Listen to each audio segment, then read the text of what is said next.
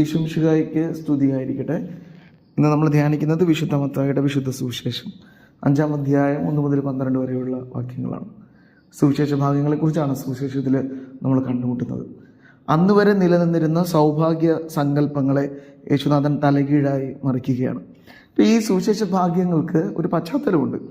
Israel അന്ന് അവരെയും കരുതിയിരുന്നത് ഈ ദാരിദ്ര്യം അനുഭവിക്കുന്നവരും ദുഃഖം അനുഭവിക്കുന്നവരും രോഗികളും ഒക്കെ ദൈവത്താൽ ശപിക്കപ്പെട്ടവരാണെന്നും സൗഭാഗ്യം അനുഭവിച്ചിരുന്നവർ, അതായത് പണക്കാരായിരുന്ന മനുഷ്യർ, ഒത്തിരിയധികം പദവികൾ കൈയാളിയിരുന്ന മനുഷ്യർ, പിന്നെ അവിടെ പ്രമുഖ സ്ഥാനം വഹിച്ചിരുന്നവർ, പുരോഹിത പ്രമാണിമാർ, ഇങ്ങനെയുള്ളവരൊക്കെ ദൈവത്താൽ അനുഗ്രഹിക്കപ്പെട്ടവരാണ്. പ്രത്യേകിച്ച് അസുഖങ്ങളൊന്നുമില്ലായിരുന്ന മനുഷ്യർ, അവരൊക്കെ ദൈവത്താൽ പ്രത്യേകമായി അനുഗ്രഹിക്കപ്പെട്ടിരുന്നവരാണ് എന്നൊരു ചിന്ത നിലനിന്നിരുന്നു.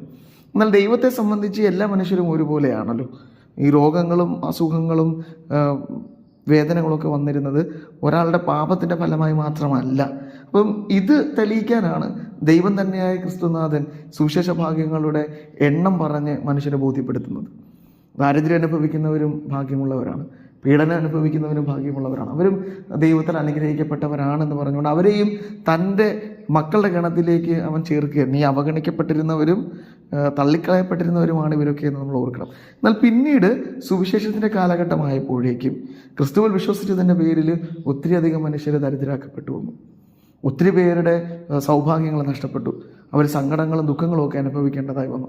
അപ്പോൾ അവർ ക്രിസ്തുവിൻ്റെ മക്കളാണ്. അങ്ങനെ പല കാലഘട്ടങ്ങളിൽ പല കാര്യങ്ങളുടെ പേരിൽ അവഗണിക്കപ്പെട്ടിരുന്ന മനുഷ്യരൊക്കെ സൗഭാഗ്യങ്ങളുടെ എണ്ണത്തിലേക്ക് കൂട്ടുകയാണ്. അവിടെ മാത്രമല്ല അത് നിൽക്കുന്നത്, ഈ സൗഭാഗ്യങ്ങളെ അവൻ പൂർത്തീകരിക്കുന്നത് സ്വർഗരാജ്യത്തിൽ അവർക്ക് പ്രതിഫലം ലഭിക്കുമെന്നാണ്. അതായത് സ്വർഗത്തിൽ അവൻ അവരോടൊപ്പം ചേർക്കപ്പെടും.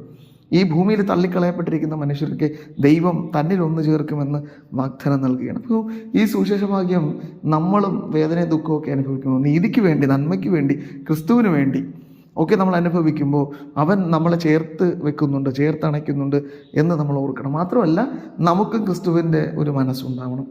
നമുക്ക് ചുറ്റിലും വേദന അനുഭവിക്കുന്നവരോ ദുഃഖിതരോ ഒക്കെ ആയ മനുഷ്യരെ കാണുമ്പോൾ അവരെയും ചേർത്ത് പിടിക്കാനും അവരും അവരുടെ ജീവിതത്തിൻ്റെ പാപങ്ങൾ നിമിത്തമല്ല, മറിച്ച് ജീവിത സാഹചര്യങ്ങൾ നിമിത്തം വന്നുപോയ ചില പിഴവുകളാണ് അവരുടെ ഈ പ്രശ്നങ്ങളുടെയൊക്കെ കാരണം എന്ന് മനസ്സിലാക്കിക്കൊണ്ട് അവരെയും ചേർത്തണയ്ക്കാൻ നമുക്ക് കഴിയണം. അപ്പോഴാണ് സുവിശേഷ ഭാഗ്യം പറയുന്നത് പോലെ നമ്മളും ക്രിസ്തുവിൻ്റെ മക്കളുടെ ഗണത്തിലേക്ക് എണ്ണപ്പെടുക.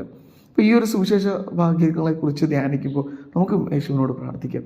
ഈ അവഗണിക്കപ്പെട്ടിരിക്കുന്ന മനുഷ്യരെയൊക്കെ ചേർത്ത് പിടിക്കുന്ന മനുഷ്യരാകാൻ, ഒപ്പം നമ്മളുടെ ദുഃഖങ്ങളുടെയും സങ്കടങ്ങളുടെയൊക്കെ വേളകളിൽ നിരാശരാകാതെ ദൈവം നമ്മളെ ഒരിക്കലും ചേർത്ത് പിടിക്കും എന്ന പ്രത്യാശയിൽ ജീവിതം നയിക്കാനുള്ള കൃപ നമുക്ക് നൽകണമെന്ന് യേശുനാഥൻ അതിന് നമ്മെ സഹായിക്കട്ടെ. ആമേൻ.